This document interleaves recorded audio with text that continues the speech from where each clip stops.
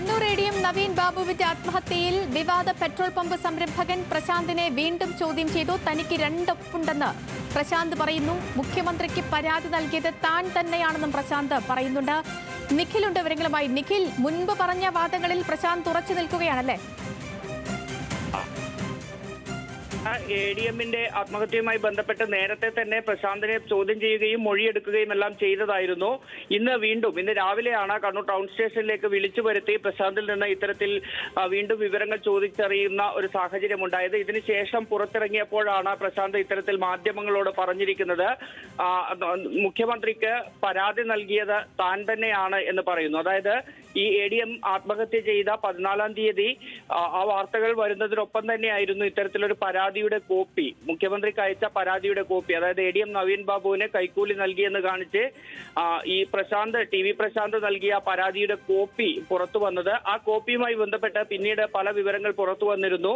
ആ കോപ്പി മുഖ്യമന്ത്രിക്ക് അയച്ചു എന്ന് പറയുന്ന പരാതിയിലെ പ്രശാന്തിന്റെ ഒപ്പം തന്നെ ഈ ചേരൻമൂല എന്ന് പറയുന്ന സ്ഥലത്ത് പള്ളി കമ്മിറ്റിയുമായി ഉണ്ടാക്കിയ ഒരു കരാറുണ്ടായിരുന്നു. അതായത് ഈ സ്ഥലം, പെട്രോൾ പമ്പ് തുടങ്ങാനുള്ള സ്ഥലം ലീസിനെടുത്തതുമായി ബന്ധപ്പെട്ട ഒരു രേഖയുണ്ടായിരുന്നു. ഈ രേഖയിലെ ഒപ്പും രണ്ട് തരത്തിലുള്ളതാണ് എന്ന് വ്യക്തമായിരുന്നു. ആ ഒപ്പുകളിലെ വൈരുദ്ധ്യത്തെക്കുറിച്ച് ചോദിച്ചപ്പോഴാണ് ഏതായാലും ചോദ്യം ചെയ്യലിന് ശേഷം കണ്ണൂർ ടൗൺ സ്റ്റേഷനിൽ നിന്ന് മടങ്ങുകയായിരുന്ന ടി.വി. പ്രശാന്ത് ഇക്കാര്യങ്ങൾ പറഞ്ഞത്.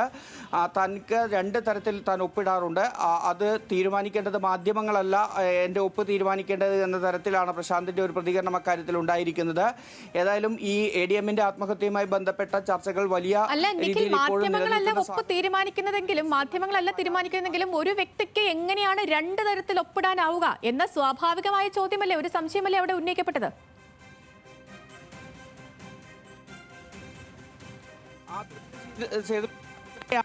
മുഖ്യമന്ത്രിക്ക് പരാതി നൽകി അഴിമതി കൈക്കൂലി സംബന്ധിച്ച പരാതി നൽകിയെന്ന് ടി.വി. പ്രശാന്ത് ഈ ചോദ്യത്തിൽ ആവർത്തിക്കുന്ന ഒരു സാഹചര്യം ഉണ്ടായപ്പോഴാണ് മാധ്യമപ്രവർത്തകർ അത്തരത്തിൽ പ്രശാന്തിനോട് എടുത്തിരിക്കുന്നത്.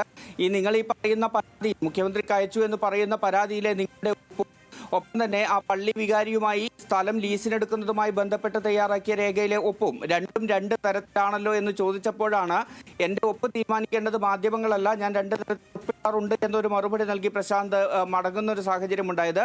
കൂടുതൽ പ്രതികരണങ്ങളിലേക്ക് ഏതായാലും പ്രശാന്ത് കടക്കുന്ന ഒരു സാഹചര്യം ഉണ്ടായിട്ടില്ല. പിന്നീട് മാധ്യമങ്ങൾ പിന്തുടർന്നപ്പോൾ നിങ്ങൾ എൻ്റെ വീട്ടിലേക്ക് ഒരു മാധ്യമങ്ങളെ പരിഹസിച്ച് പോകുന്ന ഒരു സാഹചര്യം. പക്ഷേ ഇക്കാര്യത്തിൽ നിർണായകമായ കാര്യം ഇത് തന്നെയാണ്.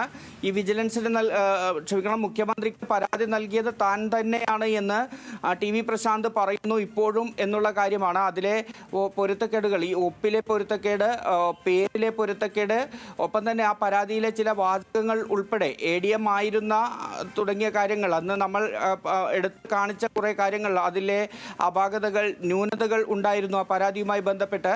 അതെല്ലാം തന്നെ ഇപ്പോഴും അവിടെ നിലനിൽക്കുന്ന സാഹചര്യവുമുണ്ട്. ആ ഘട്ടത്തിലാണ് ഇപ്പോൾ പോലീസിന് മുന്നിൽ ഹാജരായതിനു ശേഷം പിന്നീട് വീണ്ടും ടി.വി. പ്രശാന്ത് ഇത്തരത്തിലൊരു കാര്യം തന്നെയാണ് ഈ കൈക്കൂലിയുമായി ബന്ധപ്പെട്ട ശരി നിഖിൽ, ഈ എ.ഡി.എം നവീൻ ബാബുവിന്റെ ആത്മഹത്യയിൽ പെട്രോൾ പമ്പ് സംരംഭകനെ പ്രശാന്തിനെ വീണ്ടും ചോദ്യം ചെയ്തിരിക്കുന്നു. നേരത്തെ അന്വേഷണ സംഘത്തിന് മുൻപിൽ പറഞ്ഞ കാര്യങ്ങൾ ആവർത്തിക്കുകയാണ്, അതിലൊക്കെ ഉറച്ചു നിൽക്കുകയാണ് പ്രശാന്ത്. വിവരങ്ങൾ നൽകുകയായിരുന്നു നിഖിൽ.